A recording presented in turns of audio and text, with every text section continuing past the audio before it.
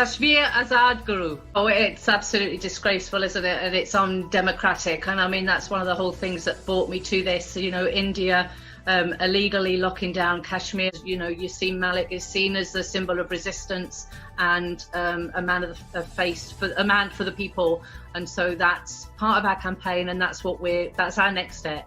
But the question is clear: that Indian aggressive strategy is against all the neighboring countries, whether it's Pakistan, China, Bangladesh, Nepal, or Sri Lanka. How can this tug of war be controlled? I mean, that's a challenging question for me, that one. It's like, because there's many levels like Bangladesh and the China, there's so much going on there that I don't actually understand. And I've, looked into it as much as I can. Now, obviously, China aren't happy with India there on the borders. They've got their things going on and they've had their skirmishes. So, that potential for the flare-up is massive, a huge crime to humanity that's happening over there. And like I say, there's plenty of evidence to back this up as well.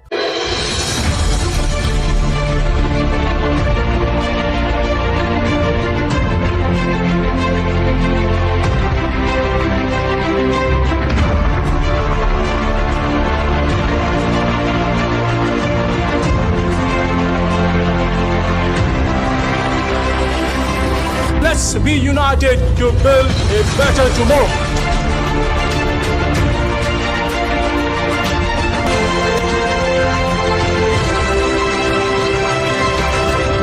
This program is brought to you by Al Khaima Restaurant. Al Khaima Restaurant, a traditional Lebanese restaurant in East London with an amazing atmosphere. Come and enjoy our authentic halal Lebanese cuisine. Al Khaima Restaurant, 251 Cranbrook Road, Ilford. Hello, you're watching Free Speech with Zeeshan. The Kashmir issue needs to be resolved from last more than 70 years. Until date, thousands of Kashmiris been killed in Indian-occupied Kashmir. And according to the international reports, the Indian authorities settled the worst norm by violating the provisions of human rights in Kashmir. The abrogation of Article 370 from the Indian Constitution is the clear evidence of such approach. So to discuss about it further, I've been joined by a very special guest today. She is a renowned human rights activist and the co-founder of Let Kashmir Decide a movement, Ms. Claire Bidwell. Welcome to the show, Claire. Thank you. It's nice to meet you. Thank you for inviting me.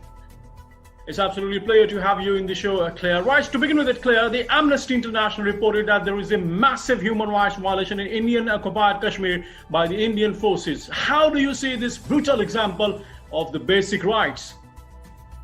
Well, it's absolutely disgraceful, isn't it? And it's undemocratic. And I mean, that's one of the whole things that brought me to this. India illegally locking down Kashmir on the 5th of August 2019, when they went in overnight, undemocratically, completely revoked Article 370, 35A, moved in, nearly not a million troops, took away their leaders, locked them up. Many men were removed from their homes, anyone they thought was likely to protest. So they obviously knew it wasn't going to be a popular idea. They'd gone in and enforced that, and then a complete communication blockade. And then obviously, so lots of things were, hidden from eyes initially. Nobody knew what was really going on. And then slowly, the reports started coming out. And so obviously Amnesty International had gathered their information along with others. And there was lots of resourceful Kashmiris at the time that were able to use different means to get communication out. And there is hard evidence of the violations, not just by Amnesty International, but other human rights organizations that have worked really hard. So the evidence is mounting up and building up, using rape as a weapon of war. There's pellet guns, children being blinded by pellet guns. If anybody's out protesting or trying to, that's how they were treating them. We have political prisoners locked up just for speaking out using the antiquated old laws. So that was, Amnesty India, didn't they? They then went on to get locked down by the Indian government, obviously, again, speaking up, a way to clamp them down. So we know those violations are going on in their extreme things that don't even bear thinking about that have occurred and happening. We're seeing the demographic change as well as Modi moves through Kashmir, and even journalist voices are silenced, and we've had some of them locked away where if they're feared they're going to speak out, UPA or something, if they're speaking out and they're locking them up. So we've had a few of those that have been locked up. So everybody's scared to speak out, and it's a huge crime to humanity that's happening over there. And like I say, there's plenty of evidence to back this up as well. Yeah. Right, tell us something about the developments that have been made through your platform, Let Kashmir Decide. What motivates you, Claire, to take the lead in this movement, in the struggle for Kashmiri's right to self-determination? Well, it was I call myself an accidental human rights activist, really, because, I am a school teacher, I'm a mum, and I just became aware of the issue when Modi went in and locked down Kashmir. And I knew I'd met a Kashmiri rug seller when I'd been out to India on holiday just before. We'd kept in touch through text, and I'd messaged him one day simply asking after his parents. And back kind of came the reply that he was unable to tell me how his mother was or how his dad was because the Indian government had gone in. So it was kind of fueled by this sense of injustice. And then obviously I'm looking around to Western media, I'm looking at my news, and there's nothing, absolutely nothing. And so that took me online into social media, and I found various MPs' websites, United Nations sites, where they were talking about the issue. So I got involved in dialogues, and initially, I knew nothing other than this was a huge injustice. And so I met lots of people, and these discussions grew up. It was very clear the Indian Hindutva supporters were just vile in their talk and in their conversation. And I learned very quickly, you could see the dynamics with what was going on, and these patient Kashmiris, and at the same time, people with the knowledge saying to me, quite right, Claire Bidwell, or blah. And so it kind of grew from that. And then I met somebody online who was from Azad Kotli. And so I began questioning him all about different things about Kashmir. And then between us, that's when we set up Let Kashmir Decide as a Facebook group. And that was about October 2019. And that involved people joining our group then and having these discussions about Kashmir. And I just simply, it's always been heart-led. It's just this isn't right, this isn't fair. And that took me to meet many different Kashmiris. I wanted to hold a solidarity event, a global solidarity event whereby, and we did do it, but it was online, but I wanted to do it on the ground. I wanted one member from every country in the world to come to Kashmir. We would have an event which would then get streamed out to around the world to show solidarity with Kashmiris.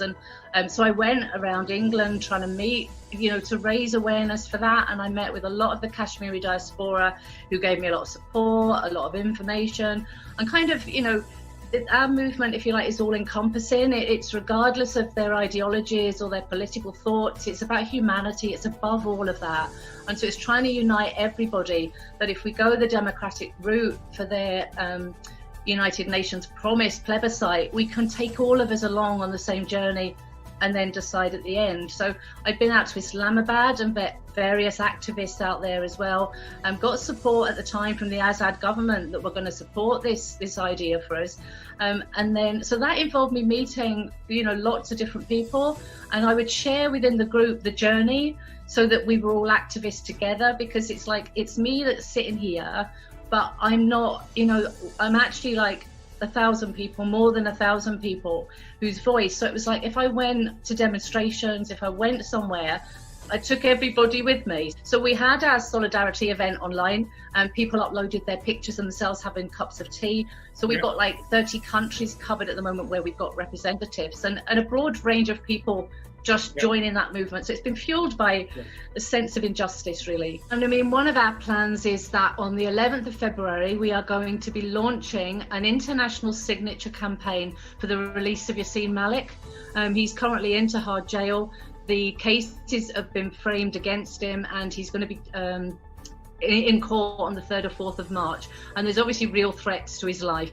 It's a political motivated situation, and we're seeing the way Modi's behaving just now. So we need to work fast, and this is something. So we're working really hard to raise that awareness. And on the 11th of February, it will be launched. We'll be having an initial show, and then there will be Zoom meets in every single country that everybody can join. And we're planning to use the time zones around the world so that it will be like a 24/7 marathon of Zoom meets in every country.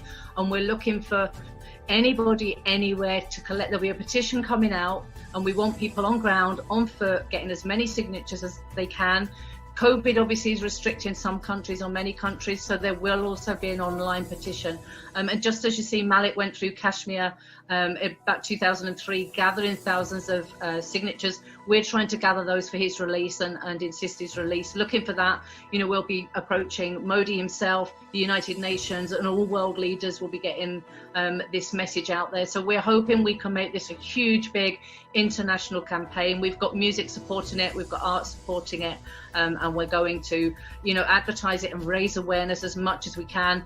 Obviously, recognizing at the same time that there are, lots of political prisoners. You see, Malik's not alone, so we're raising the profile for them, and also at the same time it's about raising the awareness of the Kashmir issue itself. And as you see, Malik is seen as the symbol of resistance and a man a man for the people, and so that's part of our campaign, and that's our next step. But the question is clear that Indian aggressive strategy is against all the neighboring countries, whether it's Pakistan, China, Bangladesh, Nepal, or Sri Lanka. How can this tug of war be controlled? Claire? I mean, that's a challenging question for me, that one. It's because there's many levels like Bangladesh and the China. There's so much going on there that I don't actually understand. And I've looked into it as much as I can. Now obviously China aren't happy with India there on the borders.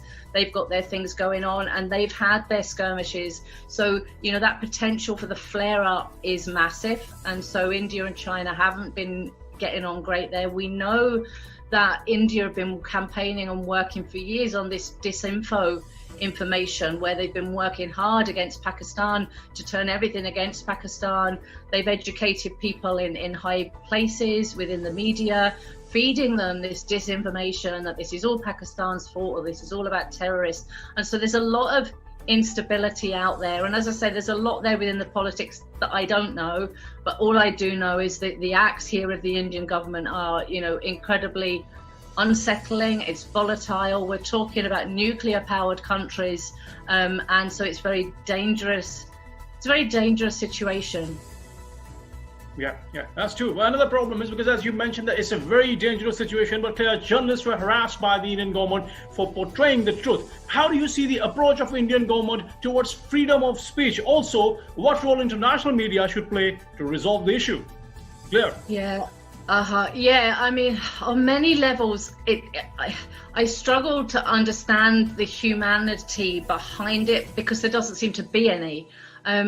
We've long been or felt a long time world that we're democratic in our decisions, and we might not always agree on anything, but we have the right to have our opinion. We have the right to be heard. But it seems obviously within India there are no rights for anybody that is speaking against them, and you see it at the basic human level, from like the extreme Hindus online that won't let anybody, as soon as anybody expresses an opinion, you're called a name. And we saw an example of Rihanna raising her voice yesterday and getting some absolutely vile trolling where lives are threatened. She's accused of being, raped and everything. So anytime any media have tried to speak up, they're just clamping them. So that, for me, it's like, sometimes you think they know fine what they're doing. They're dictating. We're seeing elements of Nazism within this. And as soon as anything is reported that is remotely against them, they're just clamping on it and squashing it. Within the Western media, the brutal truth really is it's economics and trade over human rights. So within the whole system there, it's not shown in our media because it's not going to do in their eyes, the trade deals any good if people's perceptions they realize the extent of the abuse is being caused by the Indian government. So this is obviously, it's one of the issues that we're trying to deal with in terms of, this needs to get media attention so that it can wake up the people, because the more people that then come to know, the more we can do something about it. So yeah, it's very dictatorial, and like I say, sometimes I really struggle to understand how anybody could behave like that to other people. And we've seen it there as well, haven't we, within the farmers in India just now as well, locking down the communication so that news can't get out there, but you know, it still does. And then we see the way they're being treated. And you know, it disgusts me really that the world is as quiet as it is. I often think you wouldn't want this to be happening to your neighbor. You wouldn't walk past the street in it.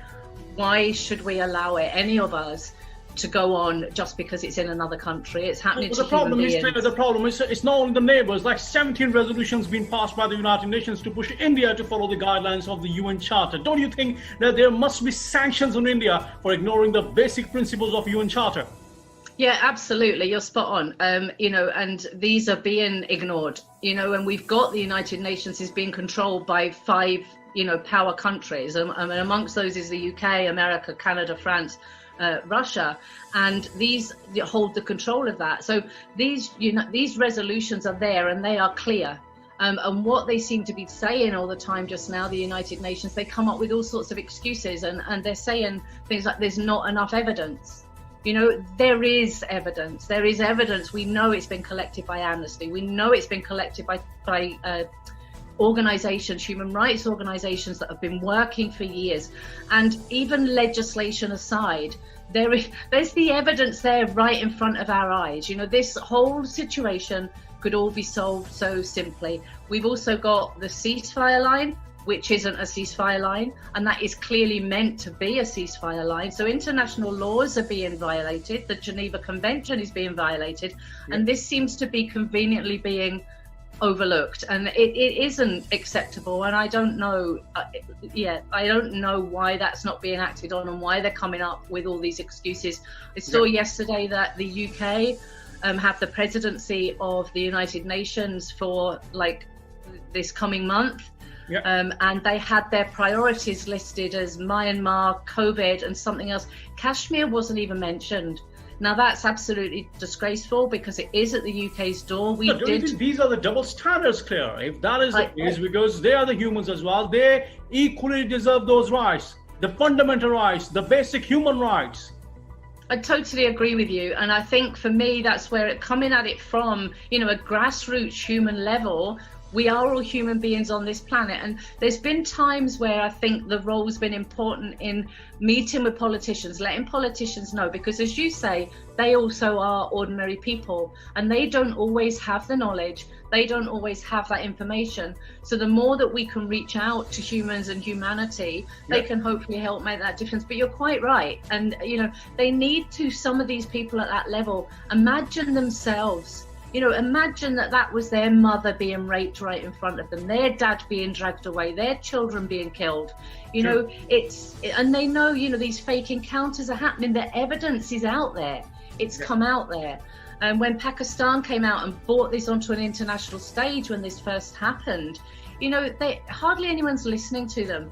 And as you say, I'm just at a loss with it. So that's part of the driver here for all of us that are involved with Let Kashmir Decide, that this is not acceptable at all on any level. And when we need to just work hard, all of us, whoever we are and wherever we are, to stand up against this.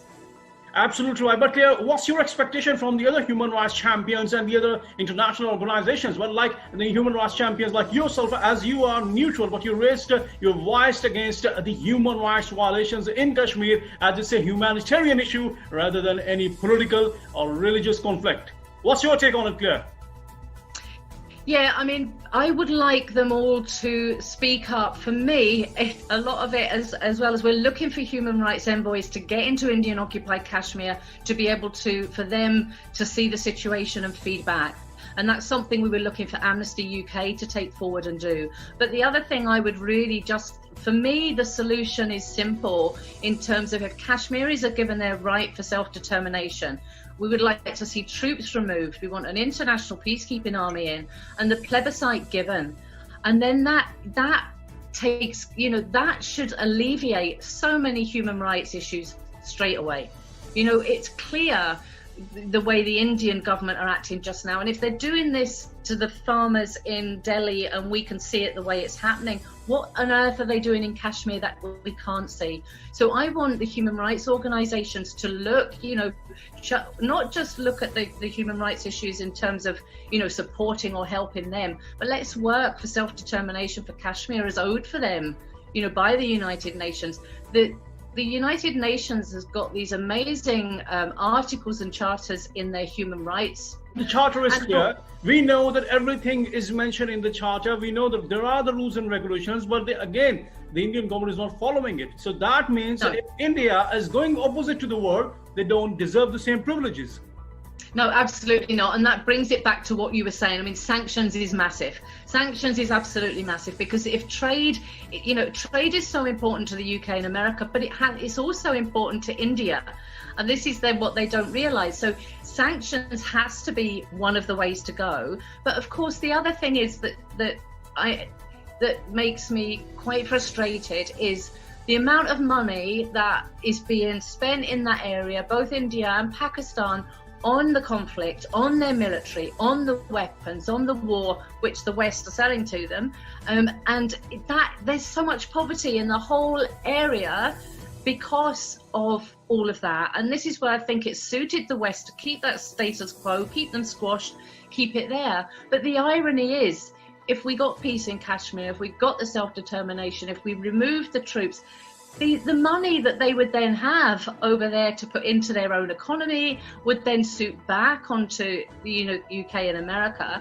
I mean, obviously, one of the difficulties is we're seeing such extreme behaviour that there's a real concern that is embedded so deeply that people think that is okay to behave like that. We're looking at the way people are behaving online towards others, the Indian extremists, but in the streets we've seen lynchings. Where there's mobs, 30 of them, kicking one human being to death in the head, beating them with sticks while they all stand around cheering. I don't know how you cure that overnight. And that is that's very difficult in here as well. So there has to be, in the longer run, work would need to go there. But essentially, it's highlighting this issue, as many people as possible. Sanctions the first route, but, solving the Kashmir conflict, it would be massive. That would be massive. Get India, out of illegally occupying Kashmir, and your solution is there. Right, Claire, on behalf of Pakistani community, on behalf of the Kashmiri community, on behalf of the human rights, being in my capacity as a human rights activist, I would like to thank you, a big thank you for what you're doing at the moment and to raising this issue on the international level. And I believe that each and every human rights champion, they need to follow what you are doing at the moment. They need to follow your footsteps. Lastly, any special message to all the viewers out over there, Claire? Oh my goodness me. No, I think I'd like to echo what you said. I think that, my heart goes out to all the Kashmiris. I am amazed at their strength and their resilience to keep going.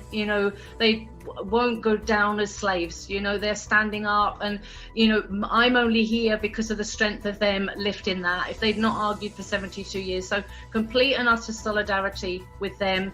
And then again, this feeling that everybody in this world, no matter who you are, you have so much more power than you realize. We can all make a difference. It's very easy to sit and think there's nothing we can do, but actually there is masses you can do.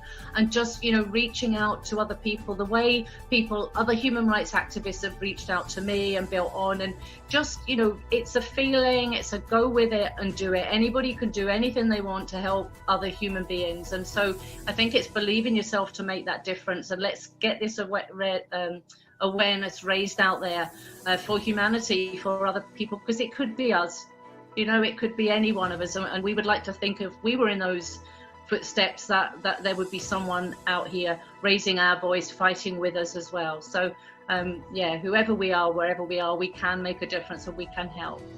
Absolutely right. Beautifully said by Claire Bidwell. And yes, of course, the biggest relationship which we all human beings share, is the relationship of the humanity. That is the major thing which we need to concentrate. And let's hope for the best, Claire, that one day, I'm sure we're not very far for that one day, when Kashmir will get there right to self-determination. And once again, Claire, thank you very much for being part of the show. Thank you very much for your precious time and to being the part of the show. Oh, you're very welcome. Thank you for hearing me. Thank you. Cheers. Bye. Thank you. Bye-bye. Kashmir Azad Guru. Hello, I'm Claire Bidwell, co-founder of Let Kashmir Decide. Keep watching Free Speech with Radha Zeeshan, which is brought to you by Al Haima Restaurant in London. And make sure to subscribe to Radha Zeeshan's official major YouTube channel. Thank you. This program is brought to you by Al Haima Restaurant. Al Haima Restaurant, a traditional Lebanese restaurant in East London with an amazing atmosphere. Come and enjoy our authentic halal Lebanese cuisine.